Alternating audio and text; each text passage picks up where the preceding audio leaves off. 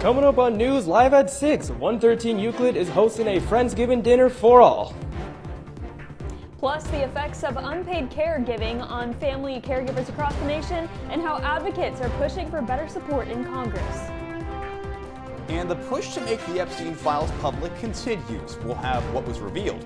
News Live at 6 starts right now. This is CitrusTV News Live at 6, your campus news leader. November is Native Heritage Month, and SU is hosting its annual Friendsgiving event tonight. Thanks for joining us at 6. I'm Lauren Holdmeyer. I'm Tyler Oldano. CitrusTV's Jeremy Reed is reporting live from this Native Student Program building to tell us more. Good evening, Jeremy.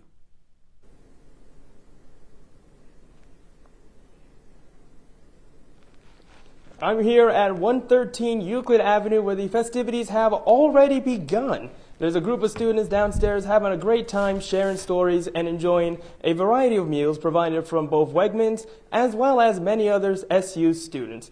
But more importantly than all of that is of course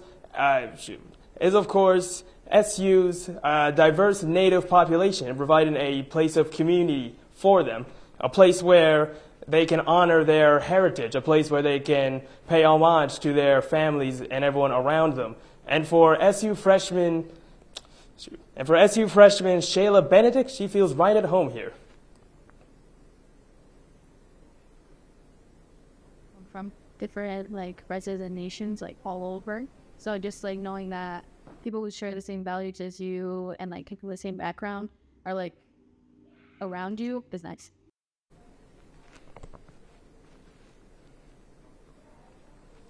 Indigenous Friendsgiving is open until 7 p.m. tonight, so if you're looking for the warm embrace of friendship and camaraderie on this cold November evening, look no further than 113 Euclid Avenue. Reporting live for CitrusTV News, I'm Jeremy Reed, sending you back to the studio. Jeremy, thank you. The CUE's 50 Alumni Entrepreneur Award ceremony is happening right now. The award celebrates the success of the top 50 fastest growing businesses ran by Syracuse alumni. This is the third annual celebration. The event began just an hour ago and will last until 9 p.m. tonight in Whitman. There is a panel tomorrow where alumni will share their expertise on the business world. The event will be free and open to all students and faculty. SU's Information and Technology Service Division announced a pilot launch of a new real-time ASL interpretation service. SignSpeak aims to bridge the communication gaps for deaf and hearing individuals all across campus. Users can access the service through a camera interface on their phones, tablets, or even computers. The service is available to all students, faculty, staff, and visitors to test until November 16th. National Family Caregivers Month is a time to recognize and appreciate unpaid caregivers across the country. They put in hours on end tending to their loved ones. Our Grace McCloskey has more on the importance of family caregivers and what policy change is being pushed for to support them. November is National Family Caregiver Month, honoring the millions of Americans caring for loved ones, often without pay or rest. I am a caregiver for my husband, Chris, who has younger onset Alzheimer's. It literally upturned my entire life. Stories like hers are what drive this movement. Lawmakers are now being asked to turn those experiences into real policy change. It's very heartbreaking to walk into a family's home and help everyone to try to understand what's going on. I'm there to give the support that's needed. In New York alone, there are 656,000 people provide 893 million hours of unpaid care. Isaac says that change can come from legislation in Congress, with acts such as the ADAPT Act and the Credit for Caring Act waiting to be passed. Credit for Caring Act would provide a non-refundable tax credit of up to $5,000 for eligible family caregivers, any kind of caregiver. If you qualify for that non-refundable tax credit, you can receive that. For caregivers like Sherry and Zoe, support from both legislation and the community are vital to helping them keep going. Finding people in my age group that were dealing with their younger husbands in this time of life where, again, kids, family, having that support is crucial. You're not alone. It sounds so cliche, but it's so true. We can get through this and we can get through it with a smile. The message from advocates is simple. Caregivers need support to continue supporting. With CitrusTV, I'm Grace McCloskey. Well, Grace, thank you so much. And taking a look at I-81 now, you know, it's kind of looking like a speed drive out there, Tyler. Oh my God, I would say so. I mean, yeah. to some it may look like how it looks like 360, 365 days a year, but to me, this kind of clear traffic pattern is what I really look for when I'm driving on the road. Yeah, it's not too much congestion. Right, and you know, it definitely is a little bit wet out there. We have had some rain continuously throughout the day today. Sometimes that does slow down our drivers a little bit, especially on those busier highways, but it looks to be moving pretty slowly. So all is good on I-81 tonight as you plan your commutes home or your activities later into the evening. I'll tell you one thing. The Allen... Ooh. Speaking of that rain that's been I know, happening, right? We've just been talking about it. During the day today. Yeah, it's been a pretty wet day. Not the best time walking around campus today. Had to bring out that umbrella. Yeah, How was your time walking around campus today, Tyler? I didn't get my raincoat today, and I really regretted it. By like hour, maybe like 2 or 3 of my day, I was like completely drenched. I was wearing this suit. I was wearing the suit and was like, man, this is not going to dry out. Thankfully it did. Yeah, not the best times, but our sunny Suaya joins us now to tell us if that rain is going to be sticking around for the rest of the evening. Sunny. Yeah, you guys are right. Some unfortunate rain showers throughout the day today, and it's going to be sticking around throughout the weekend, but I'll have more on that later in the show. Right now, we're around 40 degrees. We're seeing some drizzles here and there and on and off rain showers. And then looking to tonight, we're going to see a drop down in 4 degrees there. So not too much colder, but we are going to see the wind start to pick up, so that might give us a little bit of a chill. And then the rain is to stop around 8 p.m. So you can expect those on and off rain showers to stop around 8 p.m. But we're going to see a little bit of a drop down in temperatures around 11 p.m. But it's going to stay like kind of around the same temperature throughout the night. So we'll have less rain and we'll have some nice temperatures to enjoy tonight. I'll have more later in the show. Back to you guys. Thank you so much, Sunny. We'll keep an eye on those skies for you. The Allen Family Foundation will see a new director for the first time in 30 years. Executive Director Meg O'Connell announced that today that she will be retiring at the end of the year. The Allen Foundation provides support to community groups focusing on improving early childhood systems. The current Director of Community Prosperity will take over her new position soon. The Community Folk Art Center is hosting a clothing drive for local families. The Warm Hearts and Full Plates drive is going on until December 17th. They are accepting new or gently used winter clothing and non-perishable food. Donations can be dropped off at the CFAC building on weekdays from 10 a.m. to 7 p.m. CFAC says they have canceled their usual Friendsgiving dinner to focus on the drive. Anyone who prepaid for the dinner will be issued a refund. Well, the Syracuse Common Council approved funding for a program aimed to provide alternatives for incarcerations in the city's youth. The EXALT program has been successful in New York City. It focuses on supporting young people in the criminal justice system by connecting them with internships and professional opportunities. The initiative is backed by $1.5 million from New York State Division of Criminal Justice Service, plus additional funds from the Cannabis Reinvestment Program. Attorney General Letitia James is warning New Yorkers to watch out for health insurance scams as enrollment for 2026 health coverage starts. Insurance scams tend to increase during open enrollment periods, and officials say scammers may pose as representatives from New York State of Health. James says, quote, "We cannot allow predatory scammers to swindle New Yorkers out of their hard-earned money. I urge all New Yorkers to remain vigilant and contact my office if they believe they are the targets of a scam or fraud." New York State officials are suspending the rule that will ban natural gas or other fossil fuel equipment from new buildings. Home builders and other critics of the law, claimed it would increase the cost of new housing. Governor Kathy Hochul's office says the delay will reduce uncertainty, but she still supports the move to electrify buildings. Environmentalists, however, criticize Hochul for, quote, backing away from the state's climate goals. And coming up after this short break, the government shutdown has ended after a record 43 days. We'll tell you the latest on what's going on at airports across the country. In a major update to the Epstein Files case, I'll break down the details when we come back.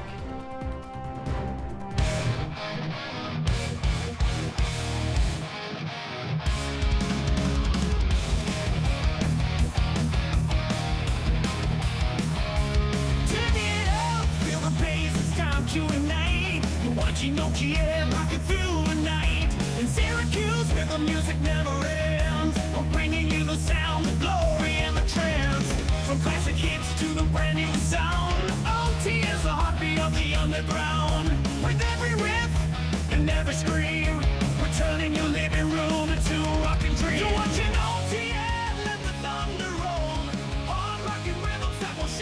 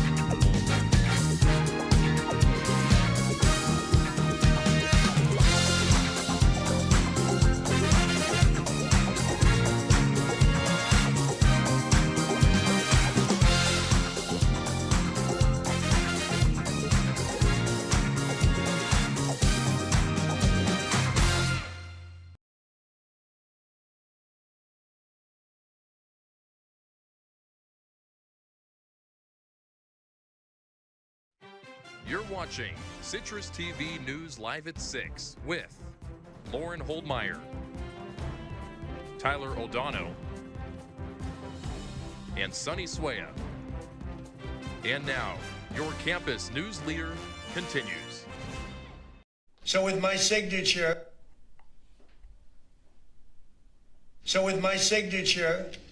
the federal government will now resume normal operations, and my administration and our partners in Congress will continue our work to...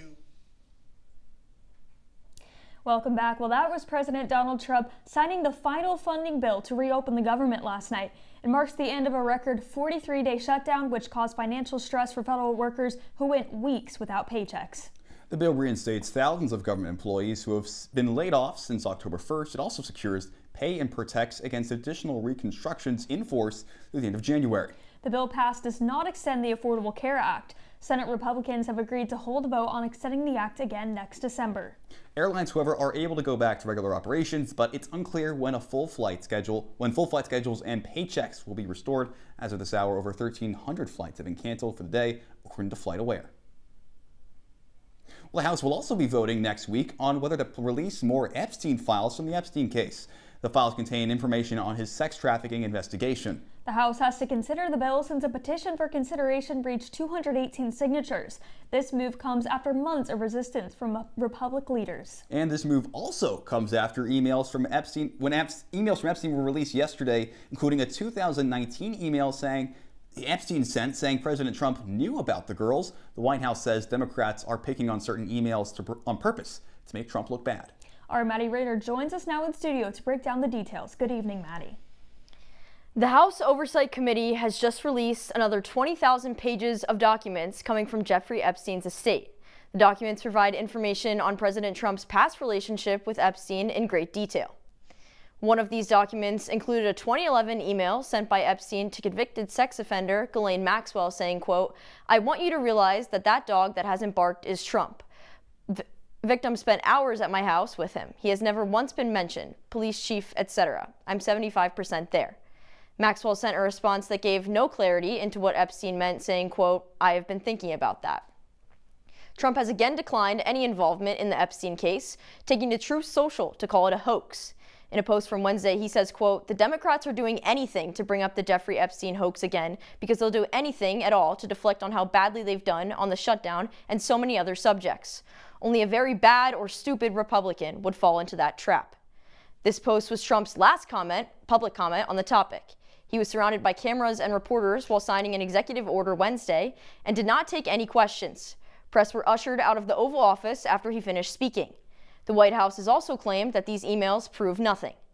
Members of Congress are urging that more of these files be released, including Democratic Representative of Arizona Adelita Grijalva. That is why I will sign the discharge petition right now to release the Epstein files.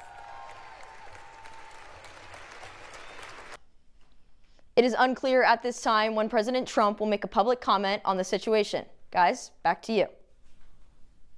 Maddie, thank you for that information. Well, the Justice Department has sued to block new congressional district boundaries approved by California voters. Attorney General Pam Bondi says, quote, "California redistricting scheme is a brazen power that tramples on civil rights and mocks the democratic process." The complaint targets the new map pushed by Governor Gavin Newsom in response to a similar Republican-led effort in Texas. The Trump administration accuses California of racially gerrymandering by favoring Hispanic voters with the new map. Well, staying in California, the state is planning to revoke around 17,000 commercial driver's licenses given to immigrants. This decision was made after the state discovered the license expiration dates were passed when the drivers were illegally allowed to be in the U.S. Yeah, Governor Newsom previously defended the state, saying every one of the drivers had valid work authorization from the federal government. However, they admitted it violated a state law that requires licenses to expire on or before legal status. And coming up after the break, I'll have some more information on what you can expect for your 5-day forecast.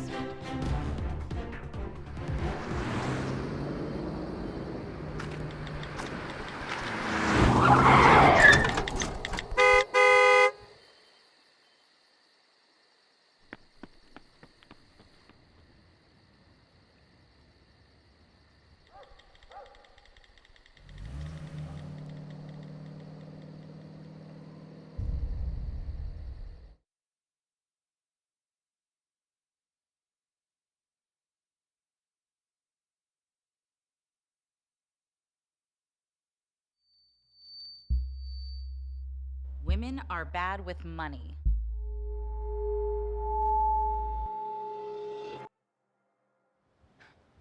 That's what the world's been saying for centuries. But now, we've got something to say. Save it.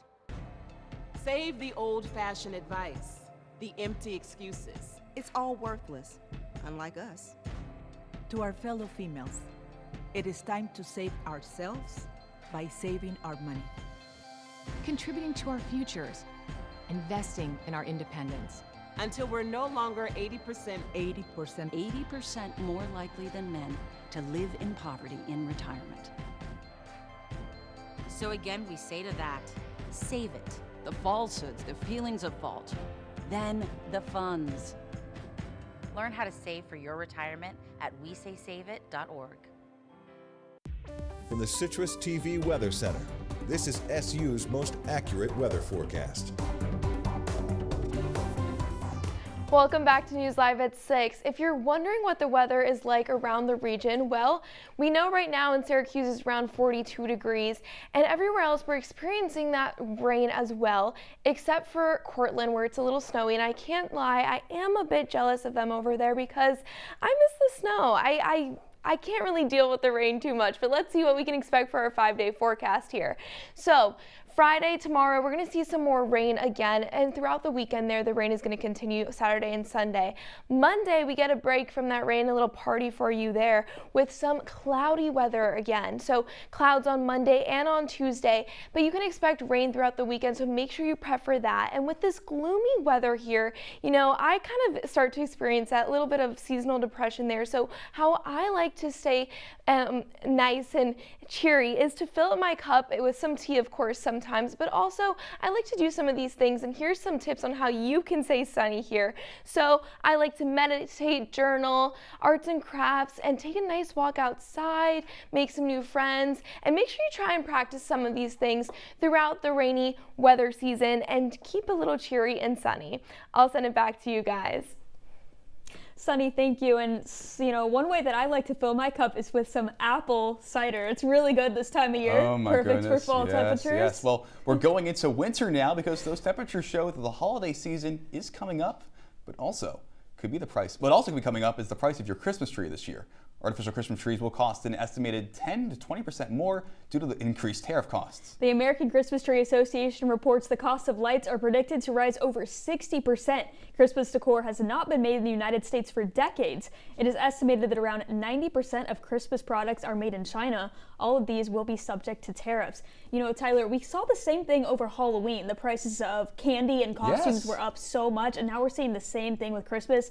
It's just so confusing. I was going to say the exact same thing. Now, I'm afraid of saying something stupid here, but, you know, why are these things exactly happening? What could be the solution to all of this? Is there a way we can kind of get back to our normal prices? Yeah, I hope so. And I think one of the best things you can do this year if you're looking to save on those prices is to maybe shop secondhand, go to some local thrift stores, look online on Facebook Marketplace. Usually has some good finds for consumers who are looking to save a dollar or two. Absolutely. Well, today, over 1,000 Starbucks workers went on strike to push for higher wages and other benefits. The strike is intended to disrupt Red Cup Day, which is usually one of the busiest days at Starbucks. Starbucks has given out free cups to customers who buy a holiday drink since 2018. Starbucks Workers United says that the strike has already closed some stores and is expected to force more to close throughout the day.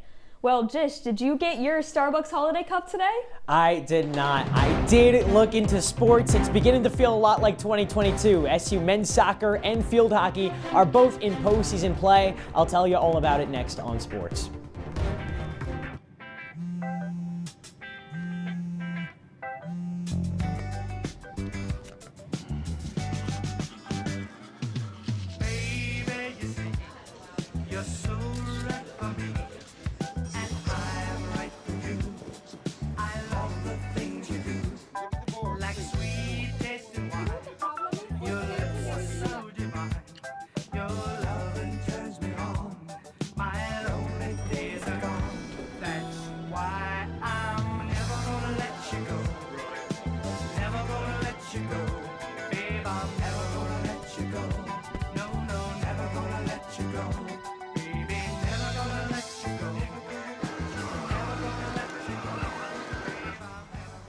Here you go.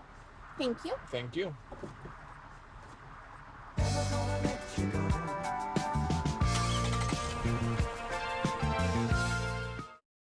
Welcome to my house. Lately, not my happy place. Everybody's pretty tired of each other. The parents were not themselves. My little brothers were morphing into small creatures. The walls were closing in. Clearly, a case of too much family, too close, 24/7. And there's a lot of that going around right now. If this sounds like your house, try going someplace new. YourLifeYourVoice.org. You'll find lots of ideas to help you handle the family stresses of being confined to close quarters. YourLifeYourVoice.org. It might not get you out of the house, but it could help you find a little more breathing room.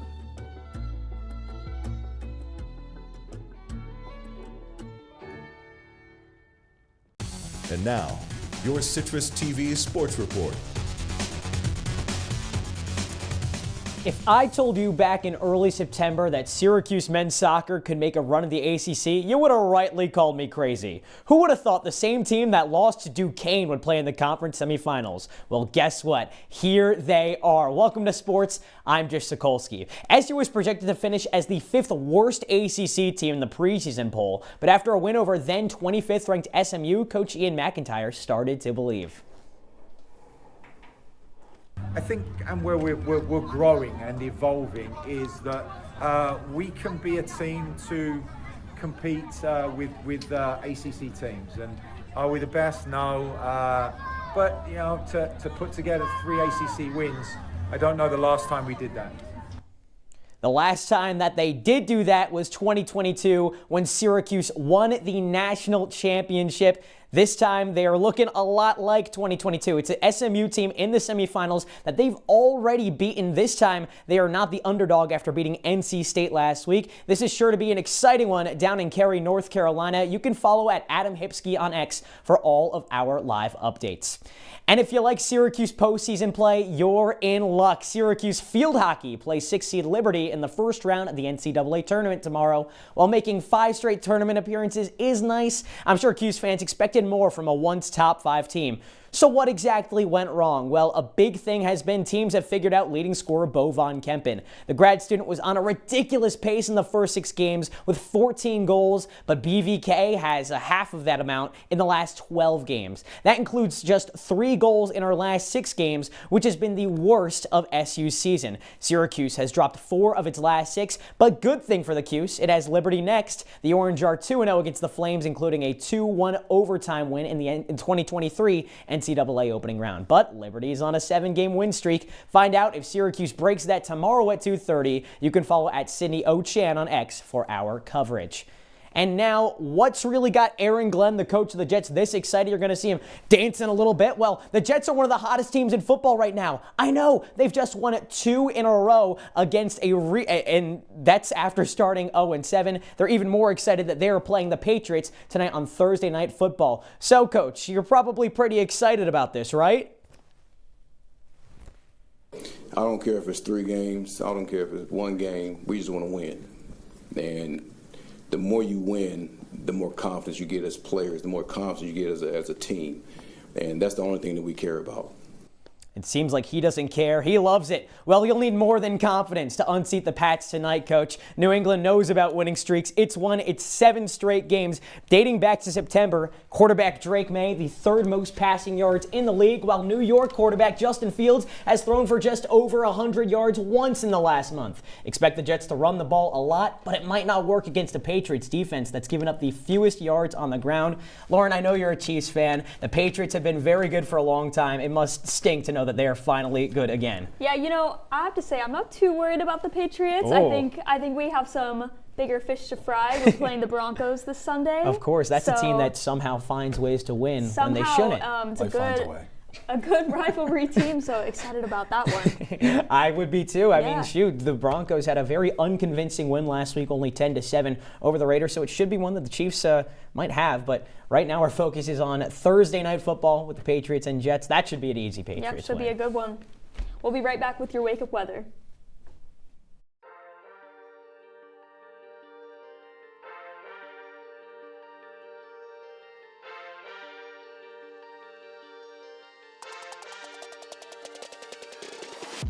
Welcome back to this week's episode of the Sideline Squeeze. I'm Victoria Daly. And I'm Lindsay Aarons. Jumping right into Thursday night football, the Commanders took on the Eagles last night. 3-0 the last 3 games. Virginia Tech is coming to the Dome tomorrow. Fran Brown has just totally changed the culture of Syracuse football for the better.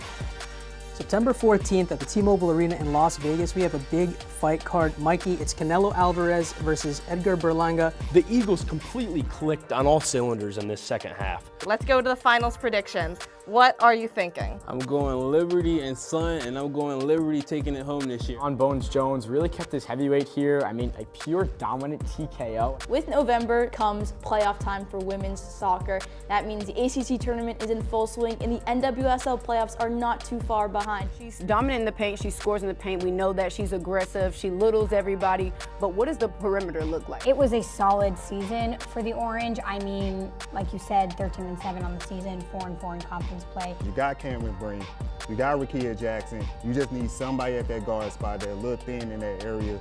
That could be a dangerous trio in the WNBA.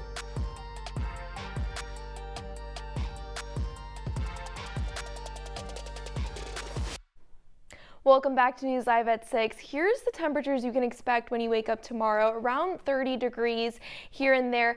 And definitely no spring breakers here because it is quite chilly. We're around 30 degrees. In the morning, it's going to be a bit rainy here as well. So definitely prep for that. Maybe your nice raincoat, umbrella, and then make sure you bundle up throughout the day.